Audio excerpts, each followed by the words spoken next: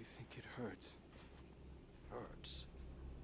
I could feel Savathun behind my eyes when she reached into my mind. What do you think these Hive feel when we reach into theirs? I also find the Scion's methods unsettling, but they can uncover Savathun's plans more efficiently than I ever could.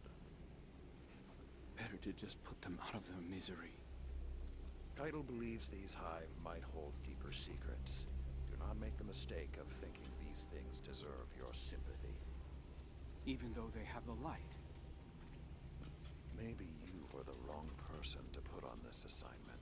They may be our enemies, but this feels like a new low for the Vanguard. For Zavala. Watch your mouth. You New Light see Zavala as some toothless diplomat, but you wouldn't believe what he sacrificed to become the man he is. Someone who will make the hard choice, and make sure his people understand why. Then I can't wait to hear the speech about all this. You want a speech? Today the Vanguard did what had to be done. Mercy prevailed. Speech over. Say it a little louder. I don't think this guy could hear you. This doesn't look like mercy to me. Then you're not looking hard enough.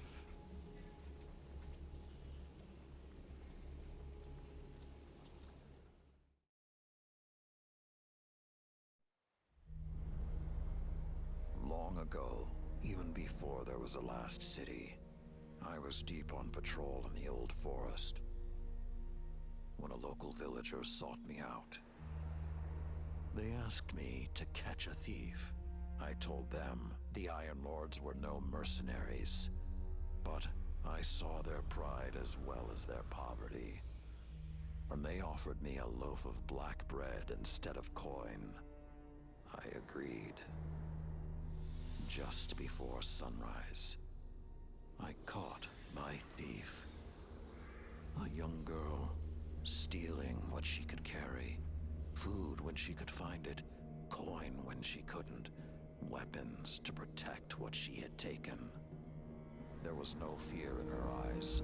She said the bandits in the forest ordered her to steal in exchange for protection.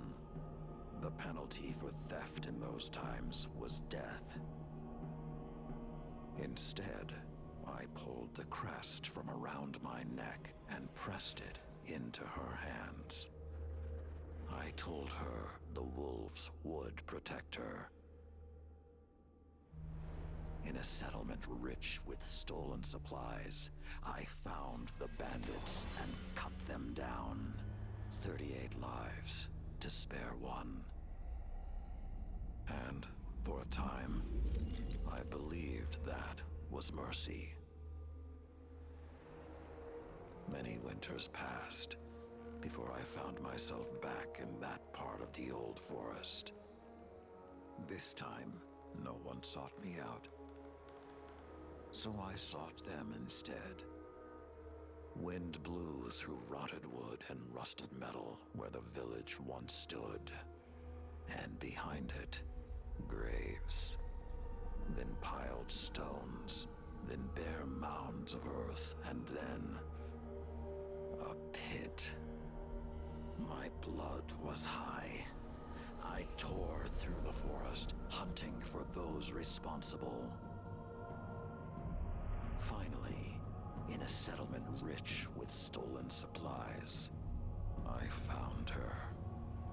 A lightless woman with my crest around her neck. There was no fear in her eyes. She spoke plainly. When the villagers could no longer tithe, her wolves no longer protected them.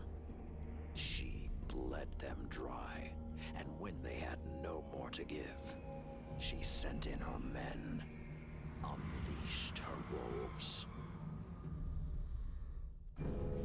Mercy to an enemy cannot come at the cost of mercy for their victims.